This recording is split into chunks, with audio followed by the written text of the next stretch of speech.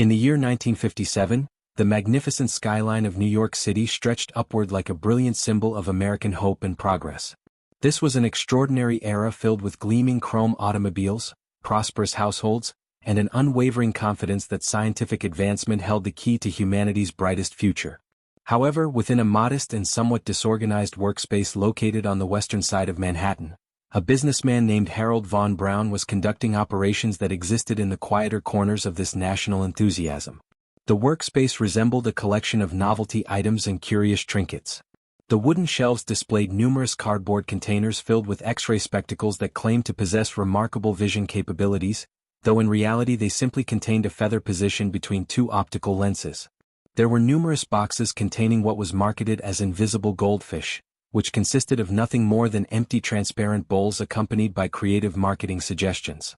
Additionally, there were mechanical crabs designed to move in repetitive circular patterns until their mechanisms eventually ceased functioning. Harold von Brown was 41 years of age during this period. He presented himself in professionally tailored business attire.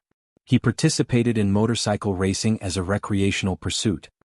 He conducted himself with the confident demeanor of an experienced showman who had somehow transitioned into the world of corporate commerce. To the countless young people across America who would eventually become familiar with his brand, he was known as Dr. von Brown Hoot, a friendly and somewhat eccentric inventor whose primary goal appeared to be bringing happiness to youngsters and providing them with unique companions they could care for in their homes. He projected the image of being the entertaining and generous relative within the comic book publishing world. However, this public persona was carefully constructed. Behind the charming exterior of the whimsical toy creator existed a reality that would remain concealed from public knowledge for many decades to come. A truth so profoundly troubling that it contradicted everything the toy industry represented. Harold von Brown Hoot was an individual characterized by deeply conflicting beliefs and behaviors. Although born into a family of Jewish heritage in New York, he had made the conscious decision to completely reject his own cultural background. He had recreated his identity not simply as an entrepreneur but as someone who embraced extremely divisive racial ideologies. While he was actively developing entertainment products intended for very young children, he was simultaneously and secretly participating in gatherings organized by groups promoting racial supremacy theories. He maintained close associations with individuals like Richard Butler. He was someone who subscribed to beliefs about racial hierarchies and was actively seeking methods to generate substantial financial resources to support organizations aligned with these troubling viewpoints. This represents the deeply disturbing core of this narrative. The commercial enterprise he was preparing to establish, built around the concept of cheerful aquatic creatures and wholesome childhood memories, was not created with the intention of spreading genuine happiness. It functioned as a revenue-generating mechanism designed to channel funds toward purchasing weapons for organizations promoting racial division. Each time a young person in states like Iowa or Nebraska attached coins to a mail-order form, they were unknowingly contributing financial support to activities that threatened community harmony. The sea monkey product represented the ultimate deceptive strategy, appearing as a harmless swimming companion while secretly carrying the burden of supporting extremely problematic belief systems on its tiny biological structure. However, in 1957, the substantial revenue streams had not yet begun to materialize. Harold was still actively searching for the ideal business opportunity. He required a product that was inexpensive to produce, simple to ship through postal services, and could generate continuous repeat purchases. He needed something remarkable that could be transported in a simple envelope. He discovered this opportunity in the rear section of a somewhat neglected pet supply establishment on the Lower East Side of Manhattan. In a cloudy aquarium tank positioned in the corner, a container of brownish biological material was showing signs of activity. Harold examined the water carefully. It contained abundant living organisms, though they were not particularly attractive creatures. They were Artemia, a crossbred variety of brine shrimp. They were aesthetically unappealing, possessed multiple legs, and resembled aquatic insects in their appearance. They had extremely limited neurological development. They lacked distinctive facial features. They existed naturally in the extremely high salinity lakes of the Western American regions, environments where virtually no other living things could survive. They occupied the lowest position in the aquatic food chain and were typically consumed by tropical fish species. They represented biological sustenance in its most basic form. Most individuals who observed brine shrimp perceived them as simple fish nutrition. Harold von Brown Hoot examined them and envisioned something entirely different, a concept involving renewal and transformation. He possessed scientific knowledge about an extraordinary characteristic of these organisms. The brine shrimp species possesses a remarkable survival capability known as cryptobiosis. When the salt lake environments completely dry out during the intense heat of desert summers, these shrimp do not simply perish. They encase their bodies in a protective cyst-like covering. They undergo complete dehydration. They shut down all their metabolic functions until they exist in a state that appears completely lifeless. They can remain in this condition of suspended biological animation for extended periods, potentially spanning years or even decades. They exist as dried material. They appear completely dormant to external observation. However, the precise moment you introduce salt water into their environment, their biological processes restart immediately. The protective cyst breaks open. Their circulatory system begins functioning again. The shrimp emerges into active life. Harold suddenly realized he was looking at something extraordinarily valuable for the mail-order business model. This was not simply an animal requiring ongoing care. This was inventory that could be stored indefinitely. A canine companion requires daily walks and attention. A hamster requires regular feeding schedules. A goldfish requires oxygenated water conditions. Those represent ongoing responsibilities and potential complications. A brine shrimp egg exists as a stable product. It can remain in a storage facility in Maryland for a decade without any deterioration. It can withstand freezing temperatures. It can be transported in a standard paper envelope without requiring air circulation holes. It does not require feeding. It does not require breathing during storage. And it does not present any maintenance challenges. It simply waits patiently. He transported the container back to his residential apartment and commenced conducting experiments. He was not formally trained in biological sciences, but he possessed exceptional skills in practical chemistry conducted in home environments. He positioned himself over his kitchen sink combining various salt compounds, water conditioning agents and nutrient substances, attempting to develop a formula that would instantly transform ordinary tap water into a salt lake environment suitable for hatching. He needed a powder mixture that would initiate the hatching sequence the immediate moment it contacted the water. He understood that he could not successfully market dried shrimp eggs using their actual scientific description. The terminology was commercially unappealing. Shrimp evoked associations with seafood meals. Describing them as bugs suggested household pests. He required a name that conveyed exotic appeal, something that suggested intelligence and emotional warmth. He observed the jerking, twitching tail movements of the creatures as they moved through the water. Their tails bore a vague resemblance to the tails of monkeys in their movement patterns, and they inhabited aquatic environments. Sea monkeys. This was, of course, not scientifically accurate.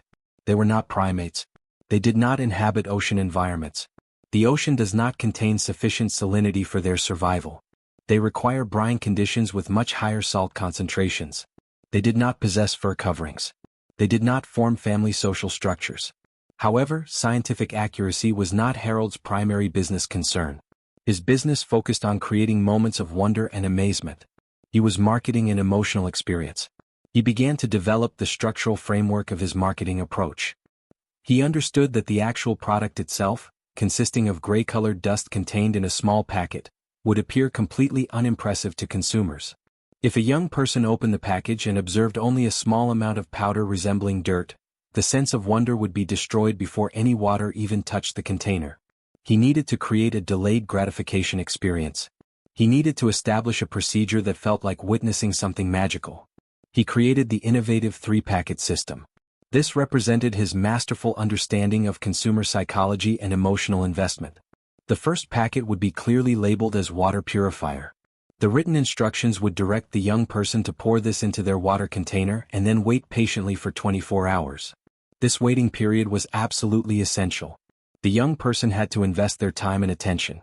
They had to wait with anticipation. They had to develop the belief that they were carefully preparing the proper environment for delicate living organisms. The second packet would be labeled Instant Life. This represented the exciting payoff moment. The instructions would promise that the precise moment this powder contacted the water, living creatures would begin to appear. The third packet would be labeled Growth Food to support their development. The exceptional cleverness of this approach lay in the chemistry behind this carefully designed experience. The first packet did not simply purify the water as claimed. It secretly contained the actual eggs within its contents. The purifier was actually the beginning of life. By instructing the young person to wait 24 hours, Harold was providing the eggs sufficient time to hatch without being observed. The shrimp were microscopically small at birth, completely invisible to observation with unaided human eyes. They would hatch during the quiet hours of the night, swimming undetected in the clear water. Therefore, when the young person returned the following day, filled with tremendous anticipation, and poured in the second packet labeled instant life powder, the shrimp were already present and swimming. The second packet contained a coloring dye that darkened the water or added a contrast-enhancing agent, making the tiny translucent bodies suddenly become visible against the background environment. This was not actual magic. This was a carefully orchestrated timing technique. The young person believed they had created life through adding a splash of powder, similar to a magician casting a supernatural spell. In actual reality, they had simply made visible what was already swimming unnoticed in the water. Harold von Brown Hoot had successfully transformed a biological process into a commercial product. He had converted nature into an entertaining demonstration technique. However, he still faced one substantial challenge. He was marketing a small creature that visually resembled mosquito larvae. If he displayed an accurate photograph of the actual creature on the product packaging, the company would experience immediate business failure. No young person desires to raise what appears to be a parasite. No parent desires a container of insect-like creatures positioned on their kitchen counter. He required a visual representation. He required an image that would completely override the actual reality. He required someone capable of drawing something so visually beautiful that the factual truth would not matter to consumers. He required an artist who comprehended that in the world of advertisement pages in the back of magazines, the illustrated drawing becomes the actual product and the physical object merely serves as a commemorative souvenir. Harold sat in his office workspace surrounded by the preliminary versions of his marketing approach and smiled with satisfaction. He was preparing to launch what would become one of the most successful biological marketing campaigns in commercial history. He was not simply going to sell brine shrimp to American consumers. He was going to sell them an entire civilization. He was going to sell them a complete kingdom that existed in a jar. And as he planned the expansion of the sea monkey empire, the troubling purpose behind the profits remained his own privately held secret. A silent undercurrent flowing beneath the innocent surface of the toy product, waiting to be utilized for purposes that contradicted the innocence it represented. Harold von Brown Hoot clearly understood that he was marketing a product whose actual appearance was quite alarming. If he had positioned a transparent glass container filled with brine shrimp on the retail shelf of a Woolworth's department store or any similar establishment, the business would have experienced failure before the end of the business day. In the bright fluorescent lighting of retail environments, the reality becomes clearly visible. Observers can see the jerky, spasmodic movements. Observers can see the insect-like legs. Observers can see the cloudy water conditions.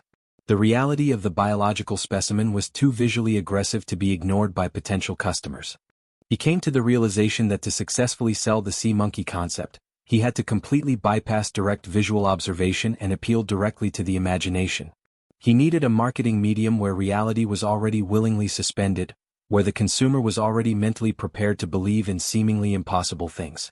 He directed his attention toward the newsstands, toward the rotating wire display racks that contained the imaginative dreams of American youth captured in print, specifically the comic book.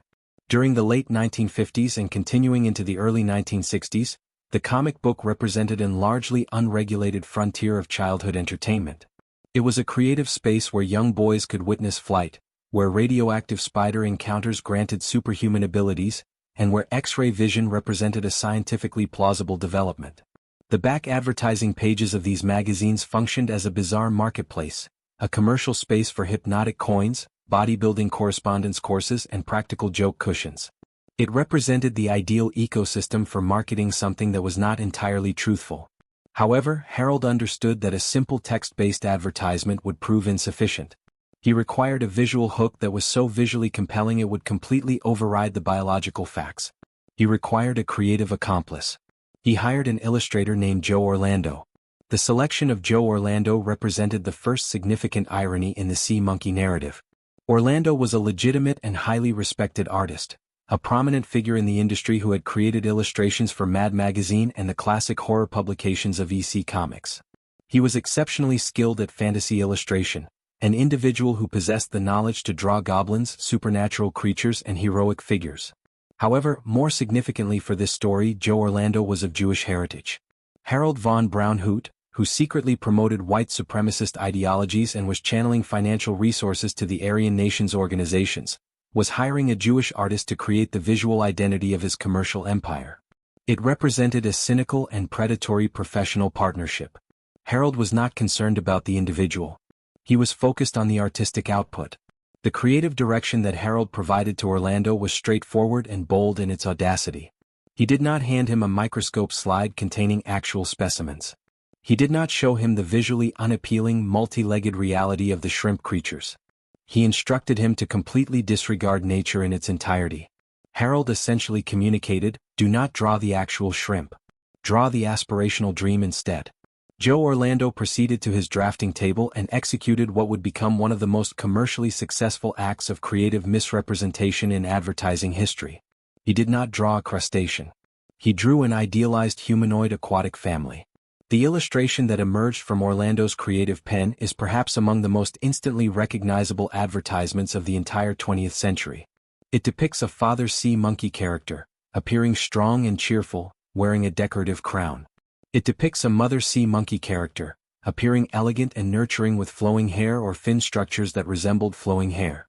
It depicts two child sea monkey characters, appearing happy and playful in their interaction. They are not simply floating in an empty void. They are clearly inhabiting an organized civilization. In the background illustration, there is a castle structure complete with decorative turrets. There are architectural arches. There is a clear sense of organized society. The creatures in the illustration possess distinctive faces. They have clearly defined noses, mouths, and expressive eyes. They have hands with individual fingers. They have tails that curl gracefully similar to a seahorse, completely unlike the spiky, rigid tail structure of actual brine shrimp. They are looking directly toward the viewer, creating an inviting connection into their aquatic world. They visually resemble aquatic fairy-like creatures. They visually resemble potential friends. This illustrated image functioned as the primary marketing weapon. When a 10-year-old boy living in rural Ohio opened his copy of Spider-Man comic and encountered that full-page advertisement, he did not perceive a bug-like creature. He perceived a reflection of the life experience he desired. He perceived a happy family unit that he could personally own, control through care, and develop friendship with. The advertising copy that Harold composed to accompany the illustration was equally misleading in its promises. He was exceptionally skilled at copywriting, utilizing words that completely bypassed natural skepticism. He promised instant life creation. He promised that consumers could train these creatures to perform entertaining tricks. He claimed they engaged in playful games resembling baseball. He claimed they would participate in racing competitions. He claimed they could be placed under hypnotic influence. Enter the wonderful world of amazing live sea monkeys, the headline proclaimed in bold, jagged typographic font. Own a bowl full of happiness, the advertising promised. The exceptional brilliance of the marketing approach lay in exploiting what can be called the fantasy gap. Harold understood that there existed a significant time delay between the initial desire and the actual fulfillment of that desire. In the mail-order business model, that delay represents everything strategically. The young person sees the advertisement. The young person begs their parents to provide $1.25. The young person places the coins in a mailing envelope, seals it with moisture, and deposits it in the postal mailbox. Then the waiting period begins. For approximately 6 to 8 weeks, that young person exists in a state of pure, unadulterated hopeful anticipation. They are mentally visualizing the castle environment. They are mentally visualizing the entertaining tricks. They are clearing a designated spot on their bedroom dresser for the aquatic tank. In their imagination, the sea monkeys are already absolutely real, and they appear exactly like Joe Orlando's beautiful illustration. The fantasy solidifies into a perceived reality.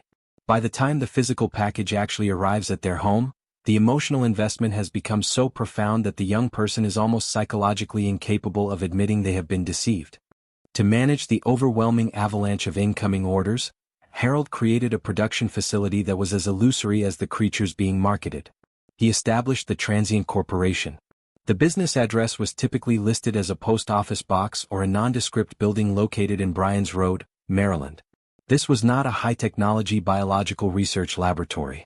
There were no scientists in white laboratory coats. There were no bubbling laboratory beakers or marine biologists carefully checking the salinity concentration levels. The sea monkey production facility was essentially a fulfillment processing center for disappointment. It was a room filled with enormous sacks of postal mail. Inside this fortress constructed of paper correspondence, low-wage workers were completely overwhelmed by the response volume.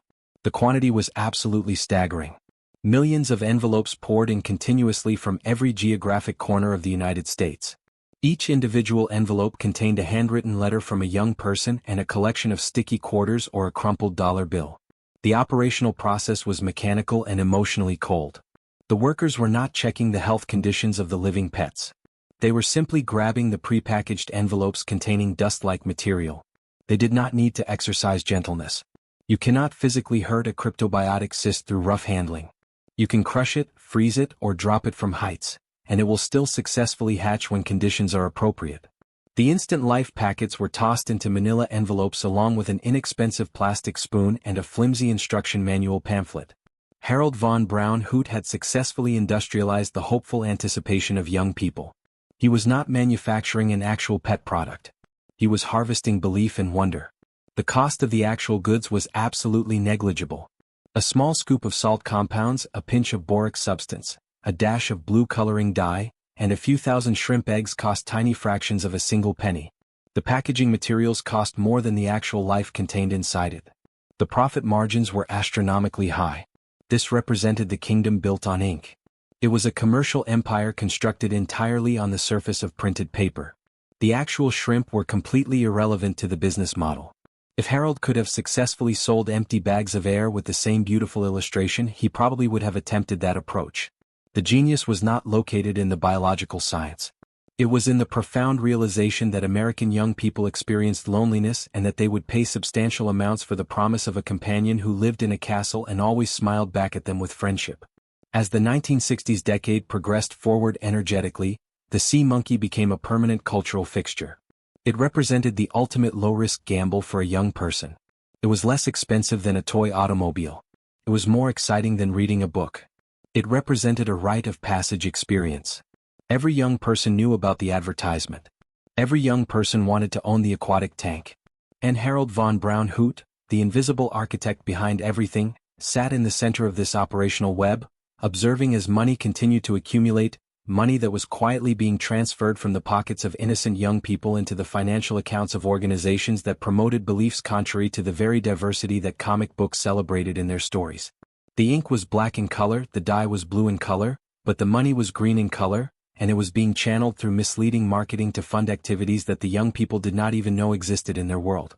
The moment of actual reality usually arrived on a Tuesday or a Wednesday of the week, many weeks after the initial intense fascination had begun to gradually fade from immediate memory. The envelope would materialize in the residential mailbox stamped with the mysterious return address of Transient Corporation. It did not visually resemble a box containing a magical kingdom. It visually resembled a utility bill. It was completely flat. It was surprisingly light in weight.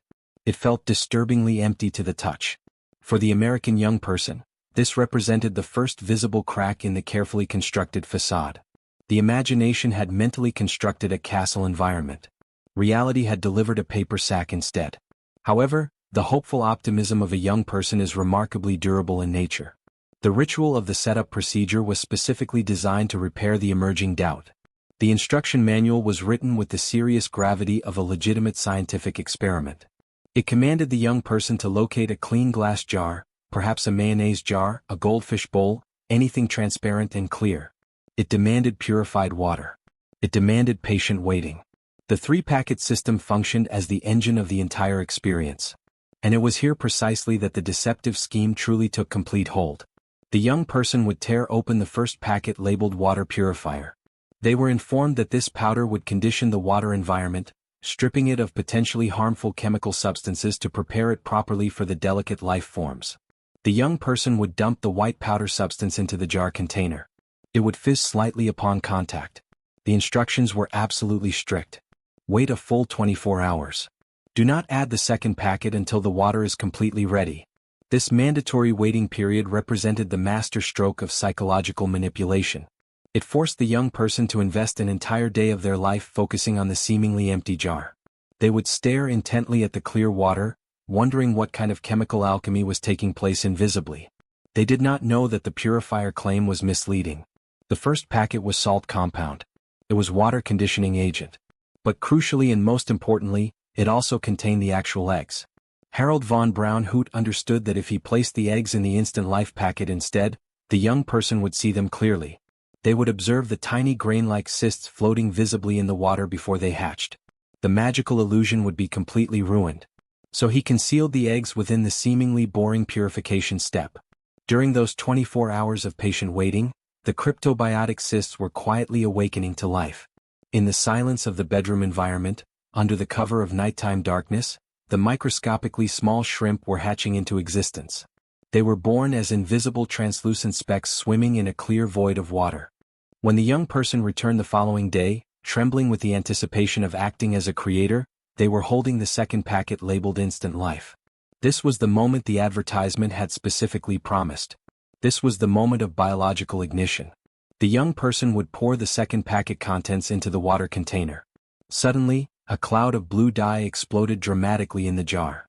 The water swirled energetically, and suddenly, as the blue tint gradually settled, the sea monkeys appeared to materialize.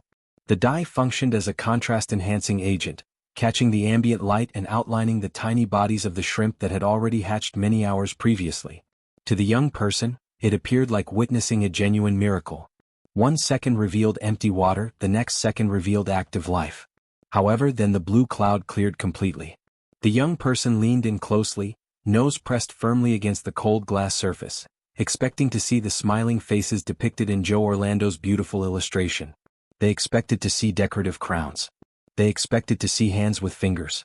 They expected to see a family unit. What they actually saw was profoundly shocking.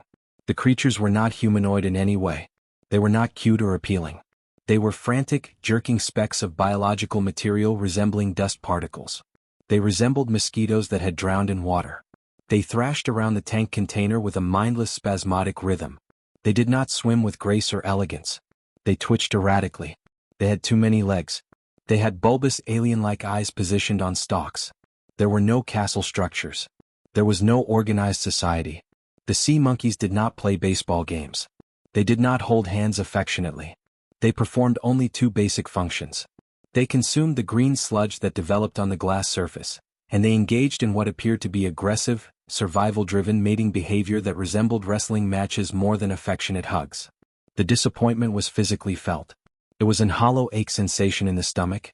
The young person would look at the comic book advertisement with its beautiful, smiling father figure and its happy mother figure, and then look at the jar containing twitching bug-like creatures. The gap between the marketing promise and the actual product was absolute and undeniable. It was the first time an entire generation learned the difficult, cold lesson about commercial transactions. The packaging is not the actual toy. The picture is not the reality. Most young people assumed they had done something incorrectly. They thought they had used improper water or incorrect temperature. They blamed themselves for the outcome. They did not realize that the disappointment was intentionally manufactured into the experience. The cloudy water was the intended result.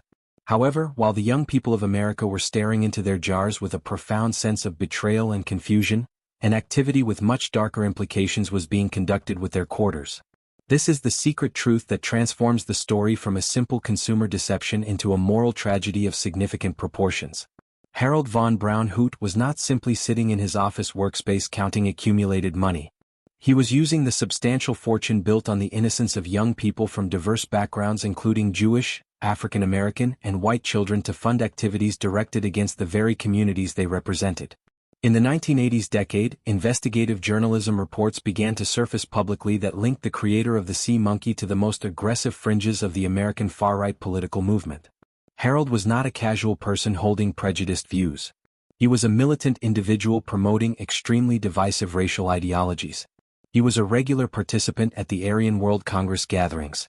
He was a close personal friend and financial supporter of Richard Butler, the leader of the Aryan Nations organization based in Idaho. The sense of betrayal is profoundly disturbing in its scope and scale. The money that a 6-year-old boy mailed to obtain a pet companion was being channeled directly into the financial accounts of organizations promoting racial division. The profits generated from the Instant Life kit were being utilized to print literature promoting hatred and purchase ammunition.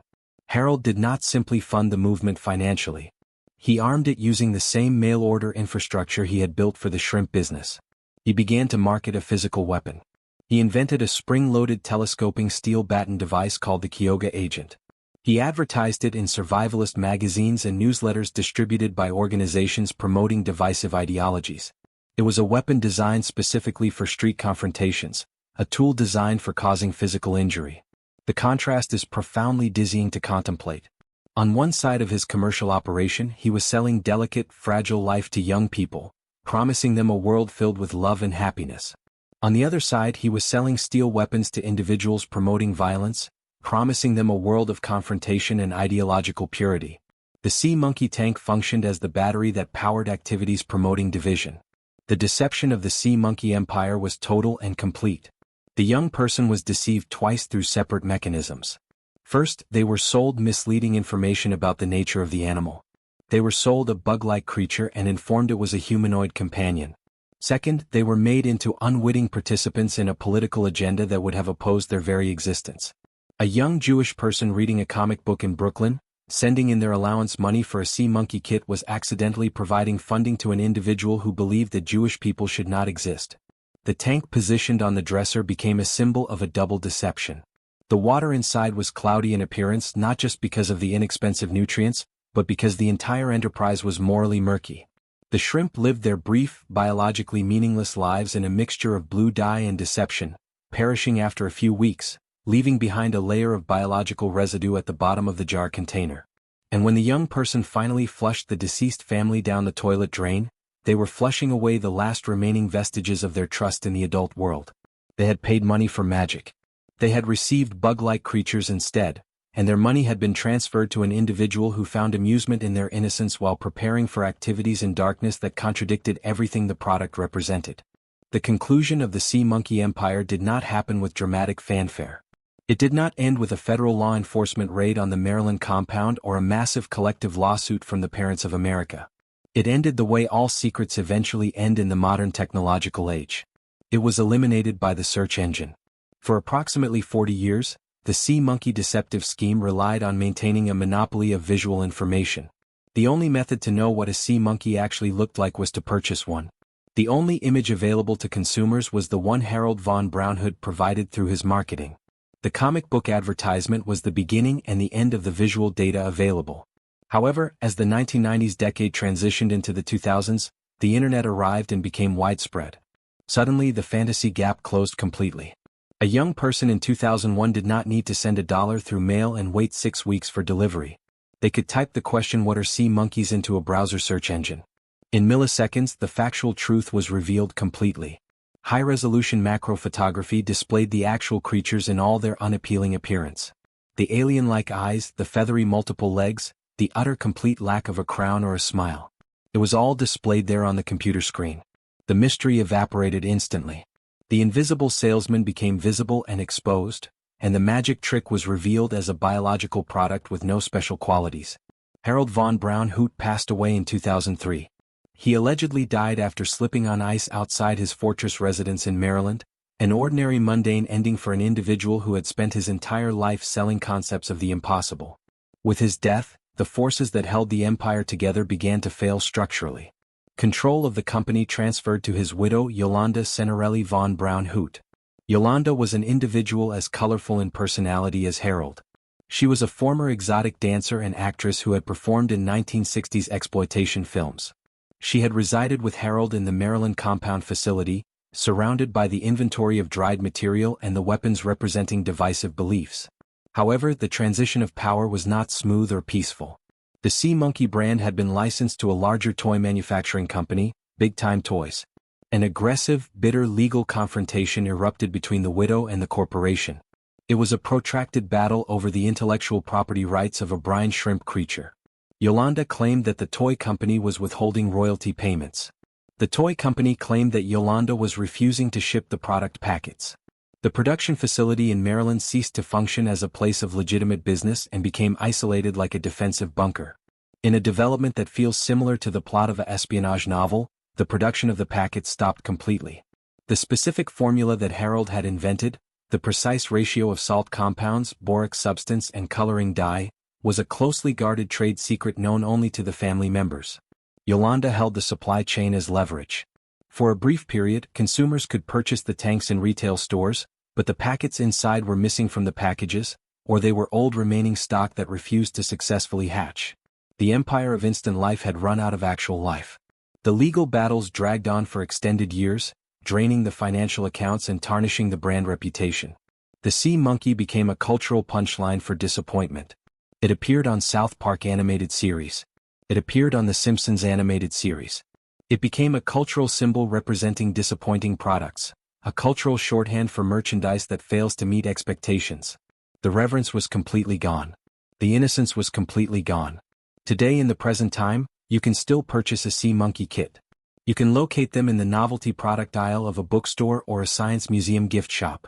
However, the experience is fundamentally different. The comic book advertisements are gone from circulation. The castle-themed tank is manufactured from cheaper, thinner plastic materials. The packets are mass-produced in manufacturing facilities in China. The modern young person who purchases a sea monkey kit is not purchasing an aspirational dream. They are purchasing a basic science experiment. They know it is a shrimp creature. The packaging often features a cartoon illustration, but it also features an actual photograph of the real creature. The misleading aspect has been sanitized and made transparent. We have regulated the magical feeling out of the experience through transparency requirements. However, the legacy of the Sea Monkey Factory is not simply a story about a disappointing toy product. It is a monument to the extraordinary power of visual imagery. Harold von Brown Hoot proved conclusively that if the illustrated drawing is compelling enough in its execution, human beings will disregard the evidence provided by their own eyes. He proved that we are desperately eager to believe in a world where things are easy to obtain, where friendships can be grown from powder substances and where happiness is just a packet away from reality. The important takeaway of the Sea Monkey story is fundamentally a lesson in maintaining skepticism. We paid our $1.25 to learn the difficult truth that the world is not like the picture displayed on the product box. We learned that instant life is just a marketing term meaning just add water. We learned that the Happy Family unit was a hallucination created by ink and paper. However, the most profoundly troubling lesson is the one that most people never learned or discovered.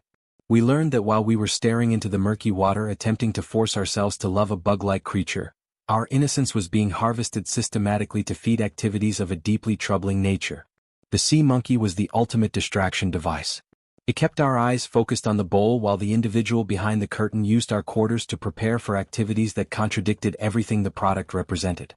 The castle in the tank was built on a foundation of salt compounds, misleading marketing, and support for divisive beliefs. And when the water finally evaporated completely, all that remained was the dust residue of an aspirational dream that never really existed in any genuine form.